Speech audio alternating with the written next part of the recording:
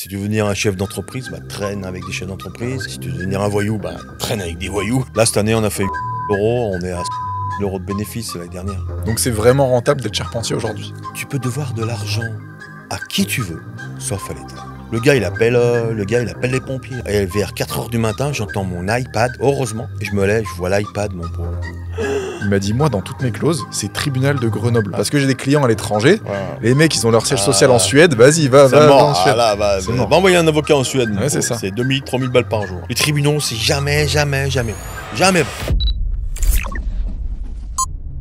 Pour John, on est dans ce premier épisode de Haut Studio, du coup. La série d'épisodes qu'on crée avec 360 Prod. Moi, je voulais savoir pourquoi t'avais accepté. Bah, le projet, l'enthousiasme, voilà, t'es un gars sympa, franchement, on a bien accroché. J'ai senti un gars qui avait du potentiel dans le montage, dans la création, donc voilà. Puis moi, comme j'ai besoin d'un gars dynamique pour mes projets, j'ai sauté dessus, toi. Oui, parce que pour rappeler aux gens, en fait, moi, je crée ton contenu, c'est ça, Ouais. depuis janvier. Tout le contenu vidéo. Et puis on essaye de travailler ça ensemble. Toi, dès que tu as une idée, tu m'en parles, on réfléchit, etc. Pour rappel, aujourd'hui, on est chez 360 Prod. C'est une société dont je suis le fondateur. On est dans notre studio qu'on met à votre disposition, justement. Pour vous donner une idée, un tournage comme ça, pendant 1 heure, ça coûte 99 €. Et vous repartez avec tout au fichier audio, vidéo et même un pré-montage. Et si vous êtes intéressé, bah, vous avez le lien juste en description pour réserver votre session. Pas mon métier, le contenu, la vidéo. C'est ça, et toi, tu veux partir dans... Tu veux changer d'horizon. Je veux changer d'horizon, oui, mais je veux... ouais, j'ai fait le tour de mon métier, c'est bon, voilà, j'aimerais transmettre maintenant. Alors, je sais pas comment je vais transmettre, hein, on n'a pas trouvé encore la solution.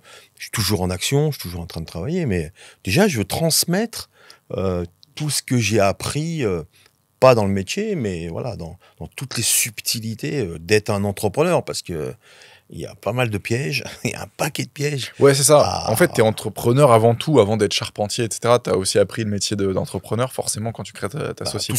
Tout seul. Moi, j'ai pas eu de guide. Ouais. Hein. Il y a beaucoup de gens qui ont eu leur papa. Moi, j'ai pas de guide. Hein, donc il a fallu, j'ai galéré. C'est ça, ouais. Mais bon, ouais. T'en as trouvé des guides quand même sur le chemin Quelques-uns, mais... voilà. Des personnes qui t'ont enseigné un petit peu. Oui, j'ai eu deux, trois règles, parce que j'ai traîné avec des patrons. Ouais. Tu sais... si tu veux devenir un chef d'entreprise, bah, traîne avec des chefs d'entreprise. Voilà, si tu veux devenir un voyou, bah, traîne avec des voyous. Tu vois, tu comprends, ça, c'est pas une légende, hein, c'est réellement vrai. Donc, j'ai côtoyé des entrepreneurs, et puis de temps en temps, j'avais des petits messages, tu vois, un petit secret, par exemple. Tiens, on peut déjà dire un petit, je peux te dire un petit secret moi, le premier qu'on m'a dit et que j'ai entendu et que j'ai de mémoire, c'est tu peux devoir de l'argent à qui tu veux, m'a dit Alain, sauf à l'État. Ouais. Tu peux faire le kéké avec qui tu veux, sauf avec l'État. L'État, quand elle a décidé de te mettre le rouleau compresseur en route, t'es mort. C'est même pas la peine de lutter. Change de pays, si tu veux. Maintenant, c'est même pas la peine de changer de pays, parce que maintenant, ils vont te chercher. Autrement, tu fais comme Carlos Ghosn, tu te fous dans une valise et puis tu esquives le truc. Mais là, non, il faut vraiment... faut être carré là-dessus. Ça, c'est le premier conseil que j'ai entendu, tu vois. Donc, voilà. Ouais, je vois. D'un ami, entrepreneur, j'étais pas entrepreneur, j'étais un petit jeune, un peu... voilà, il dit, ouais, la première personne qu'il faut pas de l'argent, c'est l'État. Le rouleau compresseur, quand il se met en route, c'est mort. Toi, t'écoutes un peu des podcasts, tu t'essayes de te nourrir un petit peu de... Moi, j'ai fait ça toute ma vie. Moi. Toutes les informations de... Toute ma vie, j'ai fait ça, moi. Tu t'es nourri vraiment... Tu te rappelles, on en a parlé, la dyslexie, voilà. Je ne comprends pas ce que je lis, mais je comprends ce que j'entends. Ouais. Donc, j'ai... Émissions de radio, podcasts... Tout m'intéresse, tout m'intéresse. J'ai tout regardé, je regarde tout. Tu me fais voir un reportage sur des fourmis, sur le nucléaire, sur l'électricité, sur les avions, sur tout. Je regarde. Je pense avoir une culture générale assez intéressante. Et ça, c'est très important en tant qu'entrepreneur, parce que du coup, tu peux aborder pas mal de sujets avec tes clients. Toi, quand t'arrives, t'es pas... C'est ça. Et puis... T'as toujours un truc à dire. Voilà, j'ai vu ça, c'est vrai que... T'entends, essaie de t'intéresser à ton client, essaie de savoir ce qu'il fait un peu dans la vie, toi. Et puis, hop, tu dis, ah bah tiens, ça, j'ai déjà entendu. Et puis, tiens, j'ai une question, parce que j'ai entendu... Moi, ça m'arrive souvent, ça, tu vois. J'ai entendu ça, j'ai pas compris. Tiens, vous êtes dans le métier, vous pouvez m'expliquer. Et donc, tout ça, tout le contenu que t'as consommé, finalement, aujourd'hui, c'est toi qui le crée, le contenu. Est-ce que tout ça, ça t'a influencé ? Est-ce que tous les contenus que t'as consommés, ça t'a influencé aujourd'hui dans ce que tu fais dans la création de contenu? Je vois que ça intéresse les jeunes. Je vois que les jeunes, ils ont plein d'interrogations. Je vois que tout le monde a besoin de savoir quelque chose, de comprendre. Mais par contre, là, ce qu'on va dire, on n'y a pas lu dans les livres, toi. On n'est pas en train de, on y a vécu. Moi, j'y ai vécu. Voilà, tu vois. Donc c'est réel. Donc moi, tu peux essayer de me piéger sur ce que tu veux. Voilà. Si je maîtrise pas, je vais pas répondre. Mais moi, tu peux essayer de me piéger sur tout ce que tu veux. J'en ai mangé un paquet, des problèmes. Ouais, je vois. Et voilà. Donc oui, j'ai vu plein de trucs très importants. Oh là là, faut se renseigner, faut regarder, faut pas partir la tête baissée. Quand j'ai commencé à réfléchir à tout ce que j'étais en train de faire, ça m'a pris, j'ai attaqué 2 ans avant. Moi, ça fait, 4 ans, 5 ans que je suis dessus, là. J'ai commencé par l'idée du bouquin. Ah oui, d'accord, ouais. Moi, j'ai attaqué il y a 5 ans. Oui. Le bouquin, alors que ça fait que 4-5 mois réellement que voilà, ça y est. Sur les réseaux, ça... on commence à se mettre en place parce qu'on a réfléchi, on a fait des essais. Ouais. J'ai fait des petits films, des petites vidéos, voilà, j'ai regardé, j'ai testé. J'ai même été à un moment pas ridicule, mais j'ai un copain un jour qui, dans mon bled, il me regarde et il me dit ouais, à 50 ans, t'es là sur TikTok, t'es en train de faire des merdes. Ouais. Alors ma tête, moi... Mais parce que c'est... comment dire, c'est ce qu'il faut aujourd'hui aussi, quoi. Genre, c'est pas le bouche à oreille, ça marche bien. Ouais. Faire des affiches dans la rue, ça marche bien. Mais si t'es pas sur les réseaux sociaux, c'est compliqué aujourd'hui. Les réseaux sociaux, il n'y a pas à chier. Il faut être là, il faut y être. Il faut y être, mais bien y être aussi. Ouais, bien être comme il faut. Alors, c'est pour ça qu'il y a 3-4 ans, je fais des petits trucs. Tu sais, il faut déjà se filmer puis se voir en vidéo. T'as voulu le faire, ça, quand même. T'as voulu mettre le pas. Ouais. Et puis après, il faut se regarder. Attends, putain, faut avoir le courage de se dire attends, je me suis filmé, faut se voir. Et puis, moi, j'ai fait des petits contenus rigolos, tu sais, en VTT. Tiens, au début, je faisais un peu tous les sommets de la FICLA. Je me filmais, je faisais des trucs un peu marrants. J'ai dit, tiens, on est au sommet de ci, au sommet de là. Je me filmais. J'ai mis peut-être 3 semaines, 1 mois avant d'y publier. J'ai fait des tentatives. J'étais là, et vas-y, non, ose pas. Et puis je m'aperçois que les gens, ils sont très contents de voir des trucs marrants, sympas. C'est ça, ouais. Ils veulent rire. Aujourd'hui, on veut un peu rire. Et moi, ce que je conseille même à mes clients, s'ils sont dans cette même démarche que toi, de dire j'ai envie de me mettre sur les réseaux, j'ai envie d'accélérer un peu ma communication, faire des choses, pour éviter d'avoir ce frein de 3 semaines, 1 mois, essayer de leur faire des choses bien. Et c'est pour ça qu'on a fait le studio, tu vois. C'est une bonne initiative. C'est pour essayer d'avoir la meilleure qualité, mettre les clients dans les meilleures conditions, pour qu'ils se disent ah ouais, mais je ressors bien en fait. J'ai des choses à raconter. Moi, généralement, mes clients, quand je parle avec eux, la première fois que je les rencontre, tu vois, première impression qu'ils me font, c'est que oh non, c'est pas pour moi la vidéo.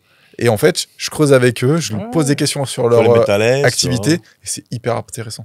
Toi, par exemple, première fois qu'on s'est rencontrés, je savais pas vers quoi on allait. On s'est vu là à Champ Nord, à l'Effet Café là-bas. Et directement, tu m'as parlé, etc. Moi, j'ai vu qu'il y avait vraiment du potentiel et que t'étais vraiment, t'avais plein de trucs à raconter, quoi. Et j'ai dit là, il faut vraiment qu'on travaille ensemble, qu'on fasse des premiers tests, premiers essais. Regarde, bien sûr. Ouais. C'est ça, quoi. Faut goûter la tarte aux fraises. C'est ça. C'est ça, exactement. Faut essayer, ouais. Et justement, toi, ça fait 30 ans que t'es charpentier. C'est quoi ton quotidien un peu c'est quoi ta vie, en fait, une journée typique dans ta vie? C'est un démarrage le matin avec mes salariés à 7h30. On fait un peu l'arrivée de tout le monde, on prépare un peu les camions, on prépare un peu tous les matériaux qu'il faut charger. Et puis après, il y a un petit rituel. Moi, j'ai un petit rituel en entreprise. On boit le café tous ensemble. Ça crée une petite cohésion, on rigole, on s'amuse. Enfin, on rigole, on parle de choses. On parle de chantier, on parle de travail, on parle de politique aussi, on parle un peu de tout, toi. Important, la cohésion. Ouais, c'est accueillir aussi les nouveaux, j'imagine que t'as eu turnover, t'as des apprentis qui viennent, qui repartent, etc. T'en as plein qui vont te dire, ouais, ça coûte cher, voilà, tu perds 20 minutes, ouais. Oui, mais bon, c'est important, tu vois. C'est important. Mais peut-être que cette cohésion, elle dit, ouais, tu perds 20 minutes tous les jours, mais peut-être que ces 20 minutes, ils te font gagner 3 heures parce que les mecs, en fait, ils savent bosser ensemble. C'est important, c'est très important, cette cohésion, parce que du coup, le matin, des fois, je parle avec mes gars, et j'écoute ce qu'ils me disent, toi. C'est une espèce de réunion, mais c'est pas une réunion formelle. On boit le café, puis on lance un sujet de travail. Ah, t'as fait ci, t'as fait ça. Et moi, des fois, je les entends parler entre eux. Alors après, je connais mon métier et je maîtrise mon métier. Attention, c'était peut-être la prétention, on s'en fout, mais moi, je maîtrise mon métier. Voilà. Mais moi, j'entends mes gars en agencement, des fois, ils discutent. Et dans la conversation qu'ils sont en train de dire, je suis en train d'entendre qu'ils sont en train de faire une connerie. Je suis en train de comprendre qu'ils sont en train d'oublier quelque chose. Et là, je leur dis, ils sont en train de camoufler un truc. Non, pas camoufler. Ah non, c'est pas volontaire. Non, c'est pas de la volonté. Ah, d'accord. C'est pas volontaire, non. C'est pas genre ils ont fait une connerie, ils veulent le cacher. Non, pas du tout, pas du tout. Okay. Je m'en fous, ils font des conneries, je m'en fous. Mais non, mais j'entends, ils me disent, ouais, on a fait ci, on est en train de faire ça. Et tout d'un coup, je dis, mais là, vous avez réglé ça avant, là? Ah ouais, parce que là, si vous fermez là, on peut plus aller là-bas, on est bien d'accord. Ah ouais, t'as raison, on n'y a pas pensé. Parce que des fois, t'es sur le chantier, t'es pris dans le truc, et il y a une connerie qui est en face de toi, tu la vois pas de toute la journée. Ouais, mais moi, c'est mon... Alors ça, c'est le truc du patron. J'arrive sur un chantier, je vois la première merde qu'il y a, ça tombe dessus, tu vois. C'est la seule... Je vais pas voir tout ce qu'ils ont fait de bien. C'est ça le problème aussi. Ouais, si je vais pas voir tout ce qu'ils ont fait de bien, mais je vais voir la seule merde qu'ils vont pas faire, c'est dégueulasse, c'est pas rangé, ou il y a une connerie, et voilà, je vais tomber dessus. Parce que moi, je sais que quand je vais faire la réunion avec un architecte ou un conduc, c'est ce qu'il va voir. Donc moi, j'anticipe. Ouais, c'est ça. C'est ça, en fait, le gars, il arrive sur le chantier, il se dit, bah ok, c'est exactement comme les plans. Mais il va voir tout ce qui est pas pareil. C'est dégueulasse, c'est machin, comme tu dis.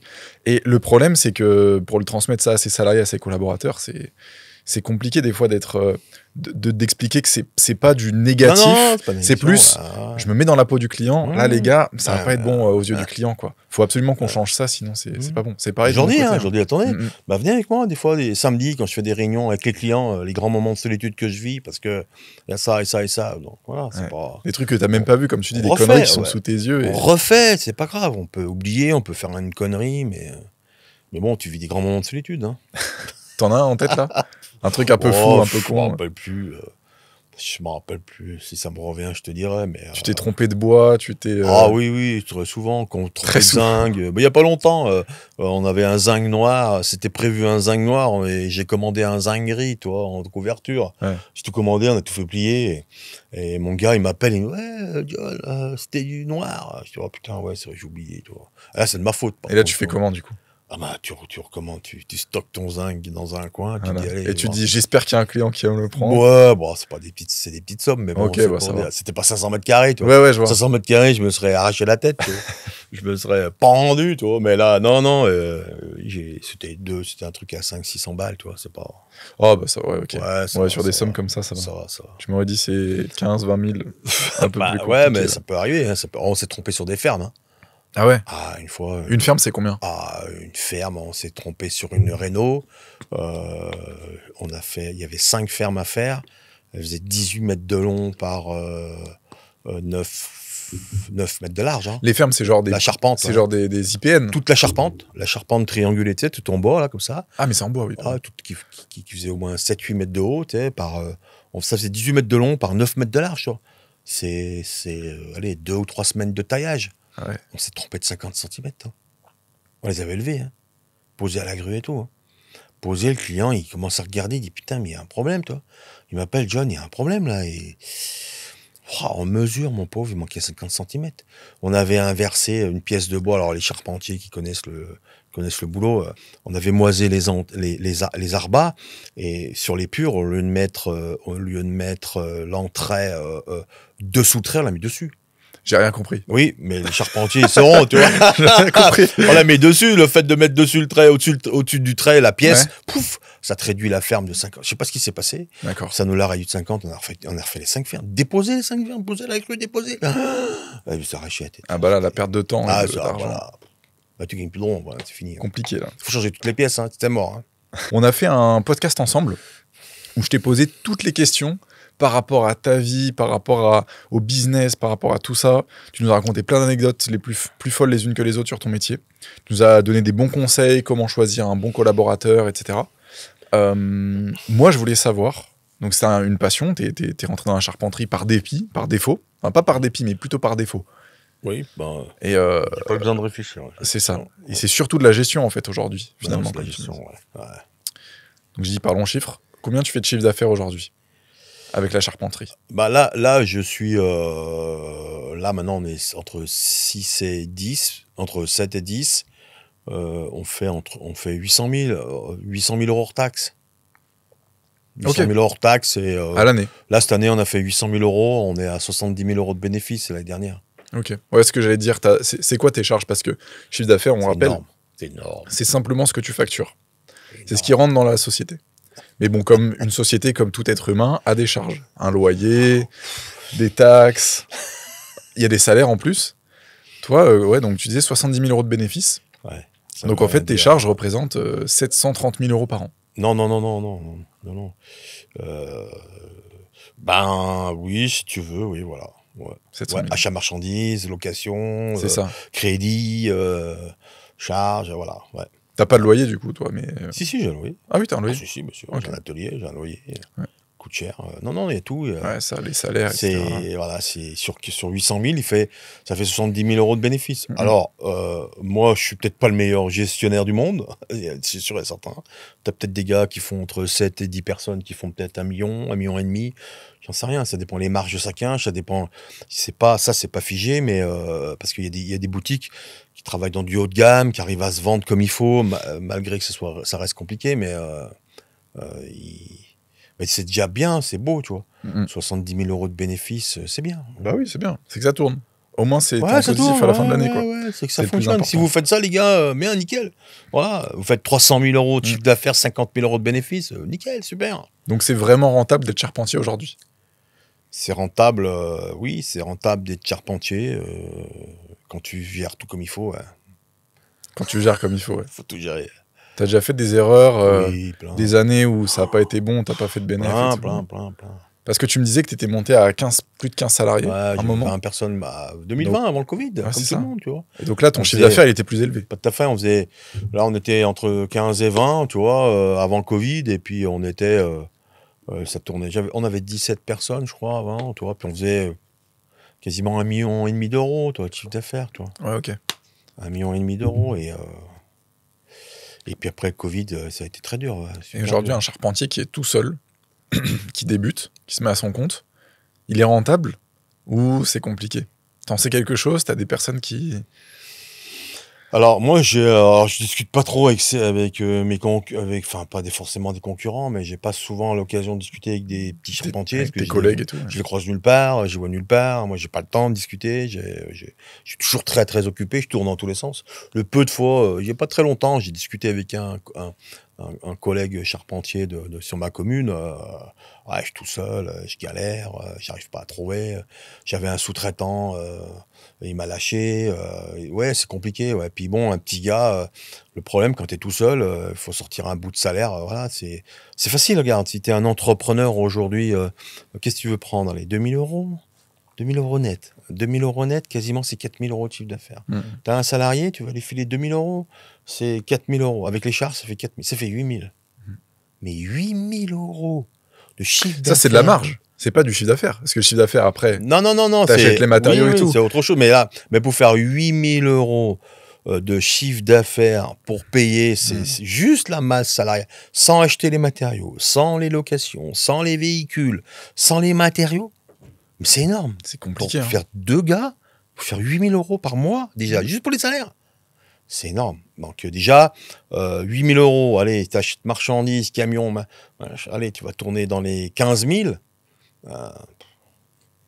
Faire entre 15 et 20 000, t'as pas intérêt à te mettre les deux pieds dans le même sabot. Hein, si t'es inconnu au bataillon en plus, si t'es pas connu, personne va te faire confiance. Il faut que tu construises ta confiance. Alors les auto-entrepreneurs, les petits gars qui démarrent, ils sont là, je galère, parce que c'est compliqué, machin, j'ai du mal à...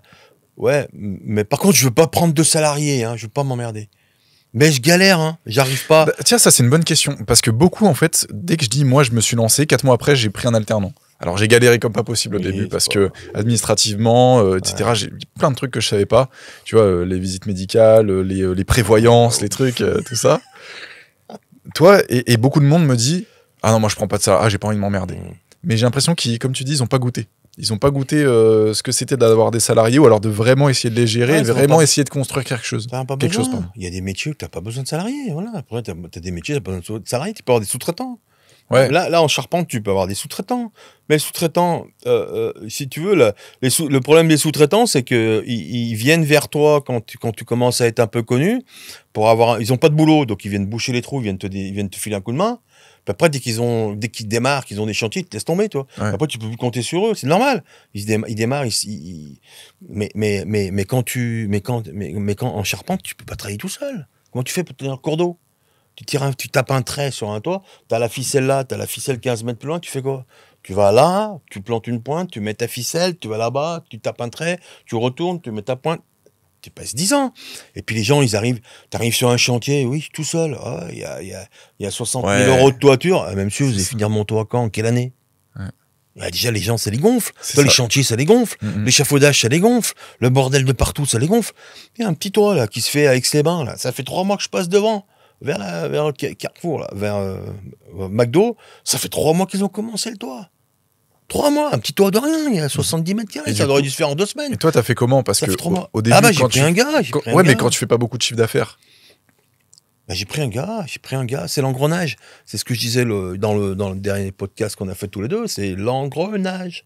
Tu rentres dans un engrenage. Le système te pousse à... Ah bah ouais. Mais comment t'as fait? Genre, tu t'es dit, bon là, c'est bon, je vais embaucher quelqu'un, ou tu t'es dit, bon, je fais pas assez de chiffre d'affaires, c'est compliqué, mais je prends un gars parce que j'ai besoin. J'ai même pas parlé du chiffre d'affaires, c'est que je me faisais chier. J'y arrivais pas. Attends, je suis là, tu es tout seul. Comment tu fais pour porter une poutre de 10 mètres tout seul? T'as pas un camion grue, mais quand tu commences, que t'as 25 ans, t'as pas de camion grue. Ça vaut 300 000 euros un camion grue. Tu peux pas. Et là, t'es obligé. T'es obligé d'avoir un manœuvre, t'es obligé d'avoir quelqu'un. Donc c'est juste l'obligation qui t'a fait. Le bâtiment, attention, le bâtiment. Les électriciens peuvent travailler tout seul, plombier peut travailler tout seul, maçon peut-être. Mais c'est dur. Maçon, il a toujours un manœuvre, Mais il est pas là le problème. C'est que si tu veux être crédible aujourd'hui, tu peux faire des petits bricoles de chantier. Mais si tu veux être crédible, si tu mets 4 mois ou 10 mois pour faire un chantier qui en a fallu 2 semaines, t'es pas crédible, t'es mort. Tu te grilles. Voilà. T'es grillé, t'arrives. T'as pas commencé ta vie professionnelle, t'es déjà grillé. Ah ouais, mais lui, je l'ai pris, oh là là, ça a duré 5 mois, il y a eu du bordel de partout, des échafaudages. J'en pouvais plus, j'arrive pas à m'en débarrasser. C'est ça. Et après, du coup, tout ça, ça te crée du stress, ça te met dans des galères et tout. Et après, santé mentale, tout ça. C'est compliqué. C'est compliqué. Toi, t'arrives à déconnecter parfois? J'ai eu du mal.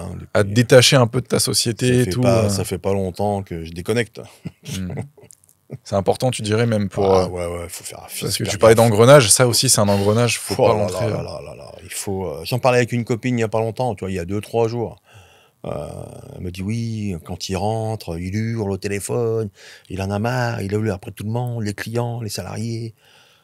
Je dis non, il faut vraiment trouver un système que quand vous rentrez chez vous, il faut fermer la porte de l'entreprise dans ta tête, et puis quand tu rentres chez toi, voilà, tu passes à autre chose. Il faut plus répondre au téléphone le soir, il faut pas répondre entre midi et 2, il faut manger, prendre son temps. Il faut vraiment essayer de... Mais il faut se le dire réellement, il faudrait presque se mettre un mot sur la porte d'entrée. Je suis arrivé chez moi, donc je dois changer d'attitude ou je dois laisser mon travail derrière la porte et je rentre et je rends heureux ma famille. C'est ça. Il faut qu'ils me voient heureux, attentif, il faut que je sois aimant, il faut que j'aime mes enfants. Autrement, ça marche pas, vous allez perdre votre... Moi, j'ai fait des divorces. Des fois, ce qui est compliqué, moi, c'est que toi, ton travail, c'est un travail où tu es en physique. C'est-à-dire que tu es là, ton chantier, il est sur place. Des fois, il est chez les gens. Tout. Et la différence, moi, avec mon travail, c'est que c'est très souvent... Alors, c'est du tournage, donc c'est en physique avec les personnes. Oui. Mais il y a beaucoup à distance. C'est-à-dire que moi, les vidéos, quand je les ai terminées, donc déjà, je suis en montage vidéo, je les envoie à mes clients, ils me font les retours à distance. Il n'y a pas de retour sur le moment, etc., en physique. Donc, c'est vrai que tu reçois tout le temps des messages, donc je suis toujours à distance avec mes clients. Donc même quand je suis chez moi, tu reçois toujours des messages. Je suis encore à distance avec mes clients. Donc je me dis, c'est quoi la différence entre le fait que je sois à mon bureau ou chez moi? De toute façon, le client, il me voit pas, je suis à distance, tu vois. J'ai des clients que j'ai jamais vus de ma vie, mais ils m'ont fait moi, je suis un casse-couille, 30-40 000 euros tout le temps, moi. Tu vois, moi je t'écris tout le temps. Mais tu sais ce qui se passe. Ça c'est vrai, mais t'es pas casse-couille. Mais c'est un casse-couille quand même. Mais je suis un casse-couille, c'est emmerdant. Il m'écrit tout le temps. Mais moi, j'écris pas pour avoir la réponse tout de suite. J'écris surtout pour poser la question et être sûr de pas oublier et de l'avoir fait. D'accord, ok. Je demande pas une réponse. Je dis pas réponds-moi. J'envoie, j'ai une idée, je fais, j'écris, j'envoie. C'est réglé, c'est fini. Toi, moi, c'est ma façon d'être. Là, j'ai réglé. Tu veux pas t'emmerder avec des trucs dans ta tête? Non, voilà. Je pense, j'envoie. Donc, beaucoup de gens font ça. Beaucoup d'entrepreneurs font ça. Mais bon, il y en a qui veulent la réponse. Moi, je veux pas la réponse. C'est rien d'urgence. On est en train de faire de la vidéo. Je suis pas en train de me pendre. Je suis pas en train de décéder sur le bord de la route. Je vois. Tu vois. Je vois. Donc moi, tu veux me répondre, tu me réponds. Tu me réponds pas, je comprends. Mais moi, je joue. Et si je gagne, je continue à jouer. Tu comprends? Le gars, il me répond. Nickel. Tant pis. Allez, je continue. Voilà, tu ne donnes pas de limite. Les mecs, ils continuent. Faut donner des limites. Ouais, c'est ça. Faut bloquer. Faut déconnecter. Ah t'es obligé. T'es obligé. Et toi, même au-delà de déconnecter, T'as carrément... Moi, j'ai jamais déconnecté. J'ai toujours répondu. Si tu veux, le métier de charpentier, c'est un peu comme le plombier. T'as des urgences et des panaches. Et moi, quand j'ai des bâches, je suis obligé. Alors après, je réponds à mes clients où il y a des bâches. Pour expliquer, genre, quand t'as des bâches, c'est-à-dire, en fait, quand tu fais une toiture, voilà. On a découvert une toiture et ça risque de prendre l'eau et il y a du vent. Donc tu mets des bâches pour que ça soit... des bâches, voilà. Pour éviter qu'il y ait de la flotte dans la maison, tout simplement. Ouais. Et du coup, dès qu'il y a du vent un peu, ça part... tu stresses à mort. Ouais. Tu veux que je te donne une anecdote de fou? Vas-y. Je n'attends que ça. La pire de ma vie. Tu vois. La pire. Janvier 2023, le 4 janvier 2023. Tu je me rappelle de la date. Bah ouais. J'ai 350 mètres carrés de bâche sur une toiture. J'ai un toit de 600, presque 700 mètres carrés. C'est énorme. C'était le plus gros chantier. C'est un gros chantier. C'est un gros chantier, ouais. J'ai 350 mètres carrés de bâche qui s'envolent avec une tornade dans la nuit, de minuit à 6h du matin. C'était où le chantier? Minuit, vers Montmélian, là-bas. Ouais, okay. J'ai un coup de vent qui arrive à minuit. Ça coupe la bâche. C'est la première fois que ça m'arrivait. Hein. Ça coupe la bâche à l'aplomb du mur, tu vois. Ça me la laisse sur la bordure de toiture sur 1 mètre. Ça me laisse une bande comme ça. Et ça me fend de la bâche sur 20 mètres de long. Ça l'a vraiment découpé. Coupé, mais comme un rasoir. Coupé. Le vent, la tornade a tapé contre le mur. Elle est remontée comme ça sous le toit. Ça m'arrache 350 mètres carrés de bâche. Comme ça, hop, 350 mètres carrés de bâche qui font un drapeau au sommet du toit. Comme ça. Tu vois, un truc de fou, toi. Le gars, il appelle les pompiers. Les pompiers, ils disent, qu'est-ce que tu veux que je fasse? Parce que, en gros, c'était chez un particulier. Ouais. Donc, en fait, lui, il y avait les bâches au-dessus de chez lui. Voilà. Et c'était habitable. Et manque de peau, très, très rarement malade. Je suis très rarement malade. Et là, j'ai le Covid. Je chope le Covid, si tu veux. Pas longtemps, mais je chope le Covid. Je prends un cacheton pour dormir et j'oublie mon téléphone dans la voiture. Tu sais, je rentre, j'étais cuit, la fièvre. J'oublie mon téléphone dans la voiture. Parce que moi, ça, voilà. Et je dors. Et vers 4h du matin, j'entends mon iPad, heureusement, mon iPad qui faisait ting, ting, bizarre, ting. Puis ça me réveille, tu vois. Je me lève, je vois l'iPad, mon pauvre. Je vois les messages. Je dis, la bâche s'est envolée, ça pleut dans les chambres des enfants et tout. Un truc de dingue. Alors, tu vois, là, j'avais le Covid. Et là, le Covid, je te jure, hein, j'ai vu le Covid sortir de mon corps comme ça, me regarder et me dire, John, tu es trop dans la merde, là, ouais. C'est bon, je peux me barrer. Je fais une pause. J'ai dit, c'est bon, je peux me barrer. Là, tu vas être trop dans la merde. Le Covid est parti, je l'ai vu partir. Et là, j'ai enfilé mon pantalon, j'ai appelé mes gars. Personne ne se réveillait. Ah ouais, 4h du mat, 5h du mat. 4h du matin. Bah alors, écoute l'histoire. Il fait beau. 15 jours avant, il faisait beau. Dans la nuit, ça arrive une tornade. Ça m'arrache la bâche. Ça pleut de minuit à 5h du matin. Ça m'inonde 450 mètres carrés de logement. Ça coulait de l'eau comme si tu ouvrais un robinet à travers les spots de la chambre des enfants. Ça coulait sur les lits, mais un truc de dingue. Et on arrive à 7h là-bas, il y avait les pompiers, ils pouvaient rien faire, il y avait trop de vent. On arrive à 7h, ça s'arrête de pleuvoir. Tu me crois que ça n'a pas plu pendant 15 jours? Donc les bâches, ça servait. Tu crois que ça n'a pas plu pendant 15 jours? Putain. Ça n'a pas replu pendant 15 jours. Grand moment de solitude. Bon, après, tes assurances, ça coûtait plus de 100 000 € de travaux. Mais et le client, il est géré client, après. Le client, je le connaissais, c'était un copain, ouais. Donc ça a créé un. Voilà. Mais t'étais pas fautif finalement. Bah non, tu pouvais rien faire de mieux. Non, ça a été déclaré en sinistre, vraiment météo, toi, c'était prévu. Mais il m'a dit, ouais, qu'est-ce que tu veux y faire? Bah putain, ouais, qu'est-ce que tu veux y faire? Ouais, c'est ça. Mais là, t'es mal. Hein. Là, ce que tu dois faire, c'est juste gérer, quoi. Juste gérer la situation de crise. On a enlevé la laine de verre dans les greniers, on a tout enlevé, on a essayé de débarrasser un maximum de laine de verre. Après, il y a des gars qui sont venus 2-3 jours après avec des aspirateurs qui aspiraient l'eau dans les cloisons. T'as un système qui ils envoient de l'air dans les cloisons, ils récupèrent la flotte. Ouais, okay. Des seaux d'eau, mais des seaux d'eau. Mais... Ouais, il a plu pendant 5 heures non-stop. 5 heures non-stop, voilà. 15 jours avant, il faisait beau, 15 jours, et après, il n'y a plus jamais replu. On a fini le toit. Pour revenir un petit peu sur les débuts, les entrepreneurs, les jeunes entrepreneurs, etc., est-ce que tu aurais un conseil, c'est un conseil, le meilleur conseil que tu aurais à donner à un artisan qui débute aujourd'hui? On disait électricien, maçon, plombier, charpentier, agenceur, menuisier. Si tu avais un conseil à donner, le conseil de base. Le gars veut se lancer, c'est déjà lancé, ça fait 1 an et demi qu'il s'est lancé, un peu comme moi, tu vois, je me suis lancé il y a 1 an et demi avec ma société en tout cas. C'est quoi le meilleur conseil? Bosser comme il faut, faire du bon boulot, parce que c'est 99%, c'est du bouche à oreille. Voilà. faire un bon chantier, respecter le client, respecter les délais, et respecter ce que le client désire. Voilà. Et puis correct. Ça vaut pour tous les métiers. Ah, mais c'est tous les métiers, mais voilà, particulièrement peut-être dans le bâtiment, parce que quand tu sors d'une pièce que c'est peint comme il faut, tu as un copain, il va rentrer et dire, ah ouais, la peinture c'est super, ah ouais, c'est un tel qui me l'a fait. Alors il faut savoir une chose, c'est que une personne, c'est des statistiques qu'on a depuis quelques années déjà, une personne satisfaite va le dire à 7 personnes, une personne qui n'est pas satisfaite, on parle à 40 personnes. Ah va t'allumer la personne. Là, elle est en colère. Ouais. Tu l'as mis en colère. Et la colère, voilà. Donc du coup, voilà, faites bien gaffe, faites votre boulot, soyez polis, soyez corrects, voilà, arrivez pas comme des clochards, habillés comme des clochards. Je dis l'autre jour, je dis à mes gars, je dis putain, pas parce qu'on est des salariés, des ouvriers du bâtiment qu'il faut venir habiller comme des clochards. Non, essayez d'être propre, voilà, venez pas en costard, cravate non plus, mais soyez propre, soyez. C'est ça. Et moi j'aurais même un conseil à rajouter, c'est d'être humain. De pas être des robots à je coûte tel prix, je fais ça, je fais ci, je fais pas ci parce que ça rentre pas dans mes... Tu vois, essayer d'avoir un côté humain de... Oui, bah pourquoi pas, tu vois, genre vraiment avoir ce côté humain et parler. Je vois beaucoup, moi, en tout cas dans mon domaine, beaucoup de vidéastes, de photographes qui...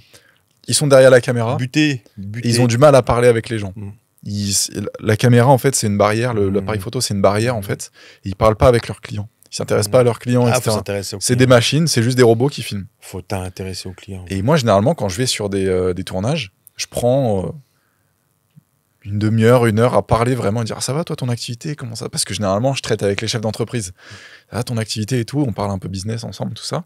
C'est hyper important parce que moi, quand je parle avec un client à moi, j'ai beaucoup mieux la vision de ce qu'il veut faire, de son projet, etc. Toi, c'est pas pareil. C'est ça, toi, oui. T'as besoin de cerner le personnage pour l'accompagner dans ses vidéos. Mais moi, je le fais. Je m'intéresse aux enfants. Je m'intéresse au métier des gens. Si je vois une voiture un peu bizarre, si je vois quelque chose, s'il y a quelque chose qui m'accroche dans l'appart, dans la maison, dans le rendez-vous, voilà. Puis pas de prétention non plus. Hein. Moi, j'en connais, ils arrivent, oui, mais moi. Ah, mais lui, là-bas, c'est un charlot. Ah, mais lui, c'est un charlot. Ah, lui, c'est un trou de balle. Ouais. Ah, mais ça, c'est une entreprise de merde. Ah, mais vous avez pas pris le meilleur. Taisez-vous. Qu'est-ce que vous faites quand vous faites ça, quand vous dites ça? C'est quoi quand vous dites ça? Quand vous dites ça, quand vous critiquez les autres, ça veut dire quoi? Ça veut dire que quand vous allez sortir de chez ce client, lui, il va entendre quoi?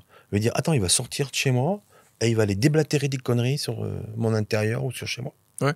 Tu comprends? Fermez vos bouches, fermez vos bouches. C'est ça. Critiquez personne. Soyez, voilà. Non, s'il y a une entreprise qui est pas bonne, ah oui, je sais pas, j'ai pas entendu parler, ça se peut. Vous savez, des fois, c'est un peu compliqué, voilà, mais allez pas charger et critiquer n'importe qui. C'est ça. Et surtout, critiquez pas un autre client. Ce que vous voyez, ne parlez pas de ce que vous voyez chez les autres.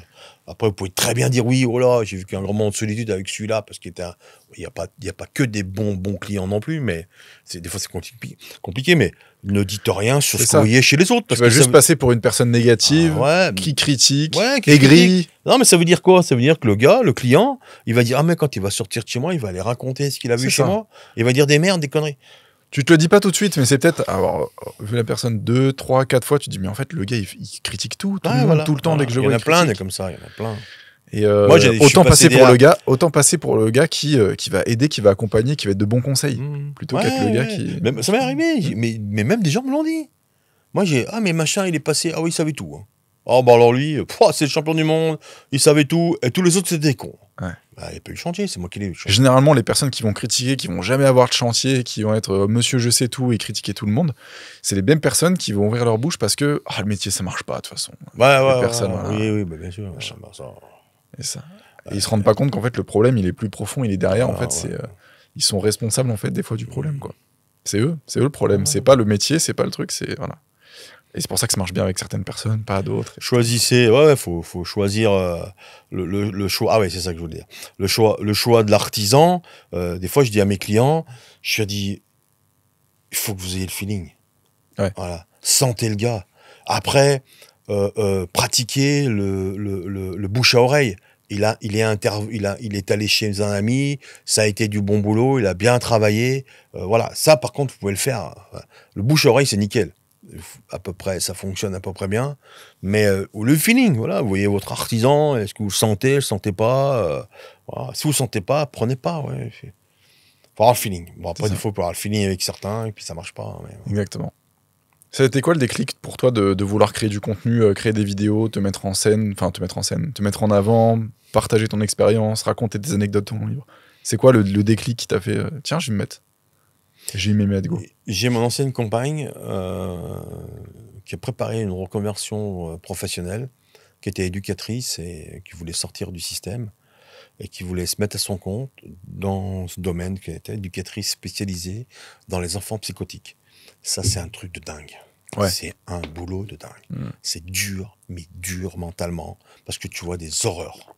D'accord? C'est des incestes, c'est de la violence, c'est très, très compliqué. Ouais. Et un jour, elle a essayé de m'en parler, j'ai dit, laisse tomber, stop, je veux plus rien entendre. Et puis elle s'est branchée un peu sur Internet, elle a regardé...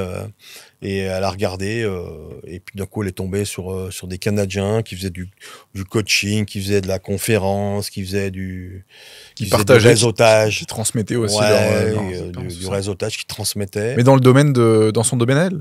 Dans tous les domaines. Il y a en vérité sur Internet, il y a tous les domaines. Alors aujourd'hui on estime la formation sur Internet, il y avait 3-4 ans en arrière, j'avais lu un truc là-dessus, elle était estimée à 40 milliards d'euros. Aujourd'hui, en chiffre d'affaires. Et là, il l'annonce dans les 10-15 prochaines années à 300 milliards. Ouais. De chiffre d'affaires. Oui, ça la évolue, formation sur Internet. Évidemment. Voilà. Parce que du coup, tu peux avoir un spécialiste qui n'est pas à 10 mètres de chez toi, mais qui est à 300 ou à 2000 km, et tu fais une conférence et une visio, voilà. Et tu as ta réponse, tu vois. Tu as ta formation, tu as ta réponse, tu as ton conseil, sans bouger de chez toi. Donc, bon. C'était ça un peu le déclic. Tu vas me dire ouais, et puis c'était de pouvoir toucher un maximum de personnes et de préparer cette formation d'artisan à essayer de la faire passer sur Internet. Et moi je suis comme quelqu'un d'humain, j'aime le présentiel, et je veux faire de la conférence physique sans problème. Je veux le contact, le regard, etc. Partager, discuter. J'essaie de préparer des conférences physiques. Ouais. C'est ça. Ok. Et justement, donc tu as eu ce déclic. Première fois que tu es passé devant la caméra, c'était quoi ton ressenti? C'est vrai qu'on n'en a jamais parlé ensemble parce que ça s'est fait naturellement, etc. Bah, t'étais comment, toi? Tous les deux ou moi, la première fois que t'es passé devant une caméra ou alors même devant ma caméra, est-ce que ça a été changé ou pour toi c'était naturel, tranquille, quoi? Alors, on va pas dire que c'est la caméra, c'est le micro déjà. Micro. Ouais. La scène. Moi, ma première scène, c'est je crois qu'il y a 4 ans à La Baule. J'ai un client qui fait une conférence à La Baule sur l'expérience client. Et il m'a invité, il m'a dit viens, parce qu'il m'a invité en tant que grand client. Et il appelle ça grand client, ça veut dire que il m'invite en tant qu'artisan, parce que tous les gens qu'il invite dans cette conférence, il y a une centaine de personnes, il y en a beaucoup, c'est tous des directeurs de marketing de grosses sociétés. Okay. Et l'expérience client, aujourd'hui, ce qu'on parle, ce qui est compliqué, c'est de faire... il y a Internet qui prend le dessus, et le e-commerce, et on veut essayer de faire revenir les gens dans les boutiques, mais il faut faire revenir les gens dans les boutiques, il faut que les gens apprennent à parler et à accueillir. Ouais. Donc c'est un peu le séminaire, il est un peu là-dessus, toi, sur le sujet. Et puis toi, tu prends le micro. Dans ce séminaire, tu prends le micro sur scène, c'est ça? Face à tu fais une conférence. Je suis dans ce genre de conférence, tu vois. Donc il y a une centaine de personnes. Il y a des call centers. C'est le métier du call center. Donc rien à voir avec moi, d'accord? Et je dis à Manu, moi je vais faire de la conférence, je vais essayer. Je lui dis, trouve-moi un créneau, jette-moi sur scène et puis on voit ce que ça donne, toi. Et il me donne un créneau de 30 minutes, toi, un jeudi avant midi, toi. Et il me donne un créneau, il me dit, vas-y, je saute sur la scène, mon pauvre, je prends le micro. Combien de personnes là? Il y a une centaine de personnes, mais il y a une centaine de personnes. Dans la salle, il y a une vingtaine de personnes, à eux 20. C'est des gros chefs d'entreprise, en fait. Il y avait peut-être 200 000 salariés, toi. Ouais. Il y en avait 50 000, 55 000 salariés, 3 000, 2 000, 300. T'arrives là-dessus, t'es un bouseux, t'es un loser avec tes 12 gars, t'es là, tu fais kéké. Non, t'es rien, t'arrives là, t'es rien. Toi, t'es microscope. Et il me jette sur scène et je prends le micro et puis je les ai fait marrer pendant 20 minutes, toi. T'as discuté, t'as été humain. J'ai discuté, j'aurais parlé de mon parcours, de mon histoire. Mais t'étais comment au moment où t'as pris le micro? T'es stressé, mon pot, j'ai pas dormi et pas mangé pendant 2 jours. Ah ouais, ok. Ouais. Pas mangé pendant 2 jours, pas dormi. J'ai fait une nuit blanche. J'ai pris une grosse... Et quand t'es ressorti 3 secondes, ça m'a pris. Ouais. 3 secondes pour te mettre dedans. Ah, 3 secondes. Blah. Et d'un coup, piche, ça a démarré. Et puis tout à l'impro, toi. Et j'ai réussi à faire rire tout le monde, toi. Et du coup, j'ai dit, c'est ça que je veux faire, voilà. Okay. Alors, je veux pas faire rire les gens, mais c'est pas ça, mais je veux conférencer et l'humour. Je veux qu'on se marre, je veux qu'on s'éclate. Et putain, il faut rire. On rit pas assez, bordel. On rit pas assez. De tout. De tout. Faut qu'on rie. Et du coup, je suis en train de préparer tout ça, une petite conférence où on se marre, on va rigoler et on va apprendre des trucs et on va apprendre des subtilités sur les chantiers. Et, toi, pas le truc, t'écoutes un mec et t'es là, tu te fais chier. Tu vois, on va essayer. Donc toi, t'étais, comme tu disais, t'as pas mangé, t'as pas dormi pendant des jours avant. Ah ouais, grave. T'arrives, 3 secondes, boum. C'est bon. Ouais, en 3 secondes, alors, est-ce que c'est du talent? Est-ce que c'est un don? J'en sais rien. Je pense que c'est un peu pareil pour tout le monde. Ouais. C'est comme les oraux. Moi, je me rappelle, j'ai fait des oraux au lycée, collège, tout ça. Je stresse, t'en peux plus. Là, jusqu'au moment où on t'appelle, tu te mets devant, c'est bon. Voilà. Quand t'es dedans, c'est bon. Voilà. Alors, t'es stressé un peu, t'as pas envie de dire des conneries, tout ça. Mais quand tu ressors, tu te dis, en fait, c'était 20 minutes, 10 minutes. C'était facile, en fait. Mais on en revient à mon slogan, faut goûter la tarte aux fraises. C'est ça, faut tester. Essaye, putain. Toi, t'as appelé ton pote, Manu. Ouais, voilà, moi j'ai appelé, j'ai posé mes couilles sur la table, purée. J'ai appelé mon pote, j'ai dit, allez, Manu, mets-moi 30 minutes quelque part. Il me dit, ouais, viens, je t'invite en plus. Ah, c'est 2000 balles, hein. Les 3 jours, c'est 2000 balles à la Baule, hein, à Chambéry, dans un hôtel. J'ai regardé le prix des nuits de l'hôtel. On était à 785 € la nuit. Et du coup, voilà. Mais osez, purée, aller chercher l'info, aller demander un conseil, appeler quelqu'un. La création de contenu, oui, c'est important parce que il faut véhiculer l'image de ton entreprise. Et moi, j'ai toujours été un peu attiré par ça. Tu sais, moi, j'aime l'image, j'aime la télé, j'aime le cinéma. Donc, j'ai tout le temps été attiré par ça. Et je trouve que c'est plus parlant, une vidéo d'une construction que de dire. Donc souvent j'ai filmé et puis là je suis en train de filmer un escalier, là en train de faire un escalier de fou. Je filme tous les jours. J'ai des copains et des copines qui me disent ouais je suis en train de suivre l'escalier, tu vois. Ouais. Mais des gens qui ont rien à voir avec le bâtiment, tu vois. Déjà ils sont contents de me voir parce que je filme un peu, je me marre, on rigole, ils sont contents, ils passent un bon moment. Puis ils voient l'évolution de l'escalier et puis on est en train de faire voir, on sait faire des escaliers. Regardez, on fabrique un escalier, on fabrique une charpente. C'est concret, c'est réel. Il n'y a pas de sous-traitance, on ne va pas acheter en Chine. Voilà, c'est ça. Tu vas faire combien? Tu vas faire 3-4 vidéos là-dessus. Ouais. Elles vont faire 600-700 vues. Ouais. Donc tu vas toucher peut-être 2400 personnes. En tout cas, tu vas avoir 2400 visionnages en tout et pour tout. Tu as forcément un gars qui va te retenir et qui va dire là, je vais envoyer chez John. Puis tu as un gars qui va dire à l'autre, purée, j'ai vu sur Internet, il y a un gars, il fait des escaliers, regarde, c'est un truc de dingue. Appelle-le voir. C'est ça. Moi, c'est ça que je mets en avant dans la création de contenu, c'est que tu vas faire de la vidéo. Alors, ça va peut-être pas bien marcher au début, ça va peut-être être compliqué pour toi, tu vas peut-être stresser un peu, mais tu vas mettre en avant ton activité, comme je suis en train de le faire là, tu vois. Il y a forcément un gars, il y a forcément une personne, 2, 3, 4, 5, 6, 7, 8, qui vont voir la qualité que tu fais, et même si ces personnes ne sont pas clientes, elles vont te recommander à des personnes qui... Voilà. Moi, c'est ce que j'avais dit dans une vidéo, recommandation, dans une création. 99% du business. Ça. Dans un épisode de Derrière la caméra, c'était un format que je faisais, ou que je continue à faire d'ailleurs sur LinkedIn, YouTube et tout. Je disais que moi, j'ai des personnes qui n'ont jamais travaillé avec moi, mais par contre, c'est mes meilleurs commerciaux. Ouais. C'est ceux qui me ramènent des clients, c'est les personnes qui connaissent ma qualité, qui connaissent la manière dont je m'exprime et tout, qui me connaissent humainement, qui n'ont jamais travaillé avec moi parce qu'ils n'en ont pas forcément le besoin, mais ils me recommandent à plein de personnes, tu vois. Mais c'est très, très important de communiquer. C'est très important. Il faut faire de la pub, il faut communiquer, il faut travailler, il faut faire... De manière innovante. Bah, ouais. On a compris que tu étais charpentier. Comment tu le fais? Comment tu te différencies des autres? C'est quoi tes côtés positifs? Où je peux voir? Moi, tout le monde me dit où je peux voir quelque chose. On me dit, je peux aller voir un chantier? Non, je vais pas aller frapper chez les gens. Oui, monsieur, visiter votre chantier. Non, ça marche pas comme ça. Des fois, oui. Des fois, j'ai des clients qui le font, mais ça, je le fais. Quand c'est des gros, il veut se rendre compte de ce que ça va rendre. C'est du gros volume, des gros chiffres d'affaires, voilà. Quand on est dans des agencements qui font entre 200 et 300 000 €, éventuellement, tu peux prendre le client, t'appelles l'autre, écoute, voilà, j'ai un gros client qui veut voir un peu ce que ça donne. On veut travailler un peu dans le même esprit que chez toi. Mais 99% des clients acceptent, hein. Ils sont très contents de faire à leur intérieur. Bah oui. Ils sont très contents de ce que tu leur as fait. Donc déjà, ils veulent le faire voir. Voilà, donc bon. C'est ça. Bah, c'est positif déjà, ça. Ah, c'est positif, c'est hyper positif. Mais moi, j'ai une très très grande, je garde une très très grande amitié très souvent avec mes clients. Hein. Ça se passe, je veux dire, presque 100% bien, tu vois. Ouais. Allez, j'en avoir relation client. Un ou deux dans l'année, mais même pas, tu vois, voilà, où il y a eu un petit accrochage, où on a, voilà, mais après, tu peux pas être bon partout, hein, tu peux pas être le meilleur. Par contre, il faut être le meilleur, il faut essayer, voilà, tu vois. Dans ton domaine, t'es le meilleur. Après, humainement, des fois, ça peut... Voilà, tu peux toujours faire des ratés. Hein. Il y a pas longtemps, c'est pareil, j'ai eu un litige sur une ardoise, le client m'appelle, voilà, il me dit, John, ça fuit, j'arrive, et puis je vois qu'il y a un défaut sur l'ardoise, tu vois. Elle se fend, toi. Et on avait déjà eu ce problème sur la première partie, on avait changé déjà. Quand on avait fait le tour, on s'en était rendu compte, heureusement. Et là, 4-5 ans après, il me rappelle, putain, John, ça fuit de partout. Donc on met en route l'assurance. Le mec, il arrive, il me dit, ouais, vous n'êtes pas venu avec vos fournisseurs. T'es un peu énervé, on commence à me prendre de haut. Je dis, calmez-vous, monsieur. Non, je vais pas venir avec mon fournisseur parce que ça fait 5 ans, 6 ans que c'est fait. Je vais faire quoi? Je vais aller fouiller dans mes papiers la facture de 2000 € d'ardoise que j'ai acheté il y a 5 ans. J'ai des bilans, il faut en mettre de haut. Je vais chercher une facture de 2000 balles dans un bilan de 2 mètres de haut.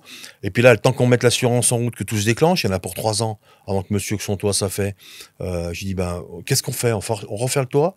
Oui, il faut refaire le toit. Je vais refaire le toit. C'est moi qui vais le refaire. C'est moi qui vais payer. C'est comme ça qu'on fait? Ouais, pas de souci, monsieur. Voilà. Monsieur, dans 2 mois, je suis chez vous. Avant septembre, votre toit, ça refait. Ok, pas de problème. On a trouvé un accord avec l'assureur du client. On est tous d'accord. Oui. Voilà, il y a deux. Le côté humain. On en parlait, côté humain. Voilà, t'as fait une connerie.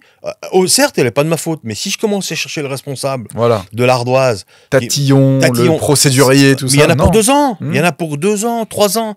Ah oui, mais c'est pas la nôtre. Ah oui, mais c'est la nôtre. Ah, mais c'est. Non, c'est bon, stop. J'ai dit non, mais je veux pas polémiquer, monsieur. Dans 1 mois et demi, on est là. J'ai rappelé le client, j'ai fini un chantier. J'arrive, monsieur. J'arrive. On lui a fait son toit, on a changé l'ardoise. Moi, j'ai un peu le même principe là sur une vidéo, un montage vidéo pour un YouTuber. Il y a une marque en fait qui sponsorise cette vidéo. C'est une vidéo de 20 minutes, grosse production, etc., gros montage et tout. Je mets une semaine à faire une version 1. La marque fait sur 20 minutes, tu vois, 50 retours. Donc je continue, je fais les retours, etc. Je fais une V2 du coup. Pareil, 30-40 retours encore une fois. Des trucs tatillons, etc. Et en fait, nous, on prévoit pour 2 versions maximum. Sauf qu'au bout d'un moment, je me rends compte que la marque, elle veut toujours plus. C'est-à-dire qu'on a signé un devis pour tel type de montage, etc. Moi, j'ai déjà explosé mon budget au niveau de temps, etc. C'est impossible. Là, ils refont encore. Et là, j'explique, je dis, là, ça a commencé à être compliqué, etc. Mais je reste humain, tu vois. Et en fait, leur manière de faire, ça a été que c'était une grosse marque, donc souvent, en fait, ça faisait des allers-retours, mais c'était assez long, tu vois. Et en fait, le fait que ça soit assez long, moi, je me rendais pas compte du temps que je passais dessus. Donc, j'ai fait beaucoup trop de retours, etc. Jusqu'au moment où on est arrivé à une version qui les satisfaisait. 1 mois et demi après, ils reviennent vers moi, ils me disent on aimerait bien rechanger encore 2-3 trucs, etc. Et là, je les ai fait facturer. Mais c'est normal en même temps. Mais d'un côté, j'ai été humain pendant... Je te jure, en gros, j'ai fait une facture. J'ai dû passer 2 fois plus de temps. Donc la facture, elle aurait dû être 2 fois plus élevée. Là, le petit bout que je leur ai rajouté, c'est 10% de la facture initiale. Donc tu vois, au lieu de payer 1000, ils ont payé 1100, tu vois, par exemple. Voilà. Mais il faut vraiment un côté humain et se dire, voilà, c'est pas grave, le client, on a signé pour 2 versions, il a encore un petit truc à faire, pas de souci. Mais au bout d'un moment, il faut savoir dire stop. Après, il faut discuter, bien sûr. C'est ça. Tu peux aller 1 fois, 2 fois, 3 fois, puis quand ça revient une 4e fois, dire stop. Les gars, là, moi, j'y passe du temps, on va faire un petit budget. Mais surtout, bien le noter dans son devis initial. Des fois, ouais, voilà. Ça l'expliquer. Parce que si le gars dit, je comprends pas, vous êtes monteur ou vous n'êtes pas monteur, vous voulez plus travailler, tu vois, ça aussi, ça m'est arrivé. Non, mais ça, le devis, déjà, c'est un autre sujet. Franchement, on peut faire un podcast pendant 2 heures. Toi, ça doit être très galère, les devis. On peut faire un podcast. Mais on en reparlera. On en reparlera parce que franchement, le devis, alors dans tous les domaines, le devis, mon pauvre, c'est un truc de dingue. Si tu savais maintenant ce qu'il faut mettre sur un devis. Pour se protéger. Les clauses, les trucs, les ci, les là, c'est un truc. Déjà, tu fais un devis, déjà, je crois que tu dois passer au moins 10 minutes à lire les clauses suspensives éventuelles de Pierre-Paul Jacques. Surtout toi, de ton côté. Il y a une petite légende, par contre, tu voyais, un petit cadeau, je te fais un petit cadeau par rapport à mes formations sur le devis. Il y a un moment donné, il faut marquer, en cas de litige, le litige sera réglé en Savoie la partie où l'entreprise existe. Ouais. Bon, tu vois, ça sera au tribunal de Chambéry. Tribunal de Chambéry. Parce que si le mec, c'est un mec qui habite à Nantes, qui t'assigne à Nantes, ton avocat, il fait quoi? Prend l'avion, il va à Nantes. Ça, on me l'avait déjà dit. Et toi, il t'envoie les factures, l'avocat, parce que lui, il n'en a rien à foutre. Hein. Il prend un billet d'avion, il prend un hôtel, il va plaider 1 heure, il revient. Allez, c'est 2000 € la journée. Hein. Donc voilà, ça me petit cadeau, voilà. C'est ça. Moi, j'avais un client pareil qui m'en avait parlé. Enfin, pas un client, un collègue, un voisin de bureau. On avait discuté. Il m'a dit, moi, dans toutes mes clauses, c'est tribunal de Grenoble. Parce que lui, il est à côté de tribunal de Grenoble. Parce que j'ai des clients à l'étranger.